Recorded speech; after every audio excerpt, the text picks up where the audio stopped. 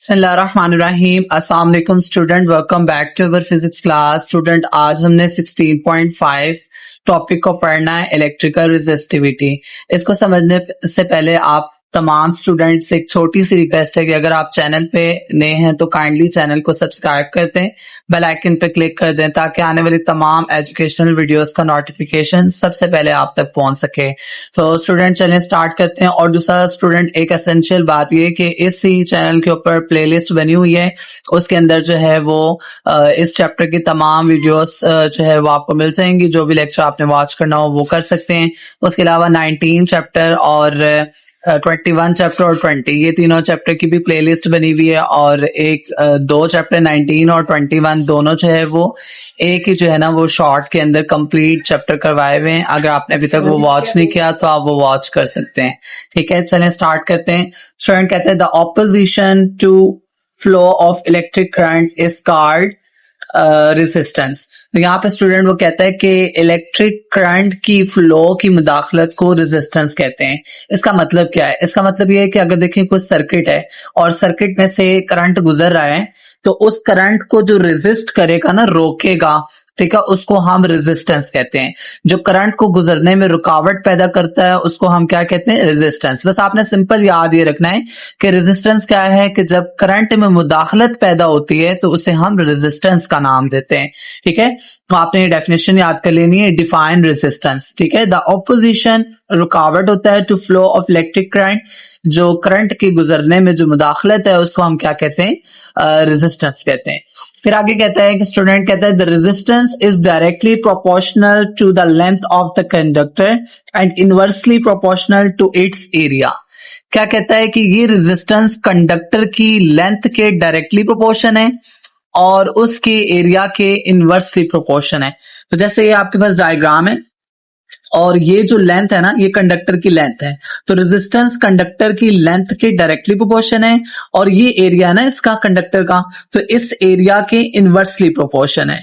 ठीक हो गया। आगे कहता है if A is the area and R is the resistance of a conductor, then mathematically we can write as, कह रहे कि जो अगर एरिया A है और रेजिस्टेंस R है कंडक्टर की, तो उसे मैथमेटिकली लिखा जाता है R is directly proportional to L और R is inversely proportional to A।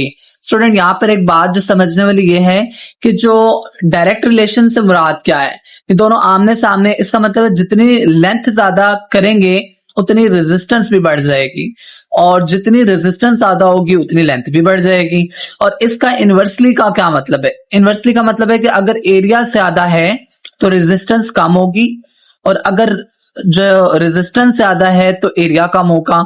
अगर हम एरिया को कम कर दें तो रेजिस्टेंस ज्यादा हो जाएगी, और अगर हम रेजिस्टेंस को ज्यादा कर दें तो एरिया कम हो जाएगा। मतलब दोनों एक दूसरे की इनवर्सली है, एक चीज बढ़ेगी तो दूसरी कम हो जाएगी। ठीक हो गया। तो फिर उसके बाद हम जो है उसकी equation R is equal to, ये जो P सा डला हुआ है ना, इसे रो पढ़ते हैं। क्या है? ये रो है L बाय A। ये कैसे होता है? ये भी बहुत सिंपल है। उसने क्या किया है कि बस सिंपल आपको देखें कि वो कहता है R जो है वो डायरेक्टली प्रोपोर्शन है L के, और उसके अलावा जो है R कहता है इनवर्सली प्रोपोर्शन है एरिया के। से इक्वेशन 1 कहें, इसको इक्वेशन 2 कहें। कंपेयर कर लें इक्वेशन को। ठीक है, आप लिखें कंपेयरिंग इक्वेशन 1 एंड 2। तो सिंपल क्या होगा कि इनकी दोनों राइट साइड पर क्या है?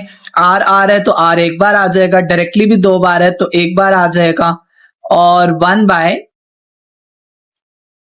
ऊपर देखें आपके पास क्या है? ऊपर L है तो ऊपर L आ जाएगा। इनवर्सली में देखें तो A है तो A आ जाएगा। इस तरह से कुछ ये इक्वेशन बन जाएगी। फिर जब डायरेक्टली हटता है तो कोई ना कोई कांस्टेंट आता है और उसकी जगह हम इक्वल लगाते हैं। इस डायरेक्टली को मैंने हटाया, उसकी जगह इक्वल लगाया, और यहाँ पर जो स्टूडेंट कांस्टेंट है वो आपके पास रो है। रो को कुछ इस तरह से लिखेंगे और L ओवर A बन जाएगा। ठीक हो गया। ये आपके पास जस्ट फॉर्मूला उसने निकाला है, मैंने आपको बता दिया है। तो यहाँ पे देखिए ये रो था L ओवर A और R is equal to rho L over A, formula बन गया। ठीक हो गया। तो ये तो हमारे पास हो गया इसका फॉर्मूला। नेक्स्ट नीचे अगर देखें तो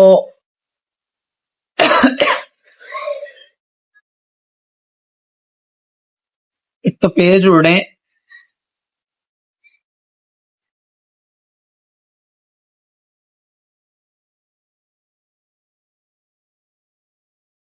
तो नीचे देखें तो R इज इक्वल टू आपके पास क्या है, रो। यहां पर हेयर कहते हैं रो is a constant called electrical resistivity of a material which quantifies how strongly a material resists to electric current। यहाँ पे कहते हैं कि जो आपके पास रो है ना, वो आपके पास क्या है, रो एक कांस्टेंट है, और कांस्टेंट है उसके अलावा ये जो रो है ये इलेक्ट्रिकल रेजिस्टिविटी कहलाती है। अब इस इलेक्ट्रिकल रेजिस्टिविटी यहाँ पे क्या कह रहा है, कहता है कि ये हमारे पास जहां पर जो रो है ना वो एक कांस्टेंट भी है और ये मटेरियल की रेजिस्टिविटी भी इसे कहते हैं। किसी भी मटेरियल की अगर रेजिस्टिविटी की बात की जाए तो वो रो की ही बात कर रहा होता है। तो ये क्वांटिफाई करती है कि हमारे पास कोई मटेरियल इलेक्ट्रिक करंट की कितनी सहमत को रेजिस्ट करेगा। ठीक है, तो मतलब इलेक्ट्रिकल रेजिस्टेंस हमें ये बताती है कि कोई भी मटेरियल है तो उसके अंदर से इलेक्ट्रिक करंट है वो कितनी मजबूती से रेजिस्ट करता है। ठीक है, सिंपल आपने याद रखना है कि हमें रेजिस्टेंस बताती है कि कितनी रेजिस्टेंस से जो है वो कोई मटेरियल जो है वो इलेक्ट्रिक करंट को मजबूती से रेजिस्ट करेगा, रोकेगा, रुकावट बनेगा। ठीक है, फिर आगे कहता है material with highly resistivity are poor conductor of electricity while those with low resistivity are good conductor। तो यहाँ पे स्टूडेंट वो ये कह रहा है जिन मटेरियल की रेजिस्टिविटी ज्यादा होती है वो इलेक्ट्रिसिटी के लिए पुअर कंडक्टर्स होते हैं। जाहिर सी बात है जितनी ज्यादा रुकावट होगी उतना कम करंट जो है वो फ्लो करेगा सर्किट से, तो और जितनी ज्यादा मुदाखलत कम होगी, मतलब मुदाखलत नहीं होगी, उतना अच्छे से करंट बह सकेगा। तो जिसकी फिर सिंपल हम कह सकते हैं जिसकी लो रेजिस्टिविटी होगी वो गुड कंडक्टर होंगे, वो अच्छे से इलेक्ट्रिसिटी को अपने अंदर से गुजरने देंगे। ठीक है, कहते थे ऐसे unit of resistivity is ohm metre. तो जो हमारे पास रेजिस्टिविटी का यूनिट है उसे हम ओहम मीटर से लिखते हैं। ओहम को ये सैंबल होता है ओहम का, और मीटर का ये सैंबल होता है। ठीक हो गया। फिर लास्ट में स्टूडेंट ये आपके पास उसने एक डेफिनेशन लिखी हुई है, और डेफिनेशन यहाँ पर आपको क्या दे रहा है, ये वाली कहता है resistance of a cubic metre of a material is called resistivity. तो सिंपल इसका आसान मतलब यह है कि किसी भी मटेरियल का एक क्यूब मीटर क्वांटिटी को हम एक क्यूब मीटर की जो रेजिस्टेंस होती है ना उसको रेजिस्टिविटी कहते हैं। यानी आपको अगर मैं सिंपल कहूं तो अगर किसी भी मटेरियल का कंडक्टर की लेंथ ना 1 मीटर हो और उसका जो एरिया है ना वो मीटर स्क्वायर हो, तो उस कंडक्टर की रेजिस्टेंस मटेरियल की रेजिस्टिविटी के बराबर होती है। अगर इसको मैं आपको ना थ्योरेटिकली समझाता हूँ फिर आपको ज्यादा अच्छे से समझ आएगा। जैसे ये देखें, मैं कहता हूं कि हमारे पास एक जो कंडक्टर है, ठीक है, और उस कंडक्टर की लेंथ है और लेंथ जो है वो 1 मीटर है। ठीक हो गया। और इसी तरह इसका जो ये एरिया है ना वो कितना है, वो भी आपके पास 1 मीटर स्क्वायर है। तो हमारे पास फॉर्मूला है रेजिस्टिविटी का, R is equal to rho L over A। ठीक हो गया। तो अब हम rho is equal to R is equal to rho, L की जगह 1 आ जाएगा, A की जगह भी क्या आ जाएगा, 1 आ जाएगा। तो 1 बाय 1 1 ही होता है और 1 हम लिखते नहीं, तो यहां से रो इज इक्वल टू किसके बराबर आ जाएगा, रेजिस्टेंस के। तो यहां से आप देखें कि ये रेजिस्टेंस जो है वो बराबर आ गई रो के। तो यही बात मैं आपको समझा रहा हूं कि अगर किसी मटेरियल की कंडक्टर की लेंथ 1 मीटर हो, ठीक है, 1 मीटर और एरिया उसका 1 मीटर स्क्वायर हो, तो कंडक्टर की रेजिस्टेंस उस मटेरियल की रेजिस्टिविटी के बराबर आ जाती है। ठीक है, यही मतलब है इसका रेजिस्टिविटी का। ठीक है, ये मैंने आपको आसान करके समझाने की कोशिश की। अब पता नहीं आपको समझ आई है नहीं, अगर नहीं आई तो मुझे बताइएगा, मैं आपको इससे भी आसान तरीके से एक और वे है उससे समझा दूंगा। नेक्स्ट अगर हम नीचे चलें तो हमारे पास मोस्ट इंपॉर्टेंट टॉपिक है, इसी का पार्ट है। तो वो हमारे पास क्या है, वो हमारे पास है, देखते हैं। कहते हैं कि द रेजिस्टेंस, हमारे पास effect of temperature on resistance of a conductor है। तो जो हमारे पास रेजिस्टेंस किसी भी कंडक्टर के अंदर टेम्परेचर की वजह से जो रेजिस्टेंस पर असर पड़ता है ना वो है। तो ये स्टार्ट करते हैं। इसमें हमारे पास देखें क्या है, पढ़ते हैं इसको। कहते हैं the resistance and the resistivity of a conductor can change with temperature. तो यहाँ पे वो कह रहे हैं कंडक्टर की रेजिस्टेंस और रेजिस्टिविटी टेम्परेचर के साथ चेंज हो सकती है। कहता है in most conductor such as metal the electrical resistance increase with temperature because atomic vibration resist electron flow. यहाँ पे स्टूडेंट वो कह रहा है ज्यादातर कंडक्टर जैसे मेटल होते हैं ना, उनमें टेम्परेचर बढ़ाने से इलेक्ट्रिकल रेजिस्टेंस बढ़ जाती है। क्यों बढ़ जाती है? क्योंकि एटम की वाइब्रेशन इलेक्ट्रॉन के फ्लो में रुकावट पैदा करते हैं। तो जब रुकावट पैदा करेंगे तो रेजिस्टेंस तो बढ़ेगी। ठीक हो गया? कहता है फॉर एग्जाम्पल, एक एग्जाम्पल से समझाता है, देखते हैं क्या कहता है। कहता है in a filament lamp when the, next page पर चल के देखते हैं। अच्छा, ये आ गया हमारे पास नेक्स्ट पेज। यहाँ पे कहते हैं in the temperature of the filament resistance increase, it increase resistance also increase. तो यहाँ पे कहता है कि मिसाल के तौर पर फिलामेंट लैम्प में जब फिलामेंट रेजिस्टेंस का टेम्परेचर बढ़ाया जाता है तो उसकी रेजिस्टेंस भी बढ़ जाती है। ठीक है, जैसे हम उसका टेम्परेचर इंक्रीज करते हैं ना फिलामेंट बल्ब का, आपने देखा ही होगा, उसकी जो है वो रेजिस्टेंस भी इंक्रीज हो जाती है। फिर आगे क्या कहता है? कहता है this occur because of the filament is made of metal and metal have free electrons that causes to flow of electric current। तो यहाँ पे वो कहते हैं कि ऐसा इसलिए होता है क्योंकि फिलामेंट मेटल का बना होता है और इस मेटल में आपको पता है फ्री इलेक्ट्रॉन्स तो होते हैं। तो जब फ्री इलेक्ट्रॉन्स होते हैं, जो इलेक्ट्रॉन जो इलेक्ट्रिक करंट के फ्लो है ना उसका सबब बनते हैं। ठीक है, इलेक्ट्रिक करंट का सबब बनते हैं क्योंकि इलेक्ट्रॉन फ्लो करता है। फिर आगे क्या कहता है? कहता है the increase in the temperature of a resistor increases the vibration of its atom। यहाँ पे कहता है जो रेजिस्टर की टेम्परेचर में इजाफा उसके एटम की वाइब्रेशन को बढ़ा देता है। ठीक है, रेजिस्टेंस का टेम्परेचर जब बढ़ाते हैं ना तो उसके इजाफे की वजह से जो वाइब्रेशन होती है वो भी बढ़ जाती है एटम की। These vibrations make it harder for the electron to move. अब बेसिकली होता क्या है कि ये जो वाइब्रेशन है इलेक्ट्रॉन्स के लिए मूव करना मुश्किल बना देती है। As a result क्या निकलता है? As a result, the flow of current become more difficult and the resistance goes up। तो होता क्या है नतीजे में, नतीजे के तौर पर करंट का जो फ्लो है ना वो ज्यादा मुश्किल हो जाता है और रेजिस्टेंस बढ़ जाती है। फिर आगे क्या कहते हैं? कहते हैं so a hot filament has more resistance than a cold one. तो इसीलिए हम कहते हैं कि गर्म फिलामेंट की रेजिस्टेंस ठंडे फिलामेंट से ज्यादा होती है। ठीक हो गया? फिर आगे कहते हैं in the case of semiconductor and insulator resistance में decrease with temperature due to the increase in the mobility of a free charge carrier। तो यहाँ पर हमारे पास क्या कहता है कि फॉर एग्जाम्पल के तौर पे, मिसाल के तौर पर कि जो हमारे पास सेमीकंडक्टर है तो सेमीकंडक्टर की रेजिस्टेंस टेम्परेचर बढ़ाने के साथ साथ कम हो जाती है। ठीक हो गया?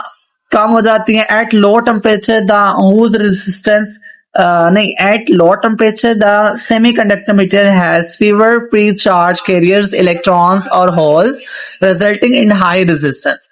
यहाँ पे क्या कह रहा है स्टूडेंट? कहता है जब टेम्परेचर जो है वो कम होता है, टेम्परेचर कम होता है सेमीकंडक्टर मटेरियल का, तो फ्री चार्ज कैरियर्स यानी जिसे हम इलेक्ट्रॉन और होल्स कहते हैं वो कम होते हैं जिसकी वजह से रेजिस्टेंस ज्यादा हो जाती है। ठीक है, फिर क्या कहते हैं?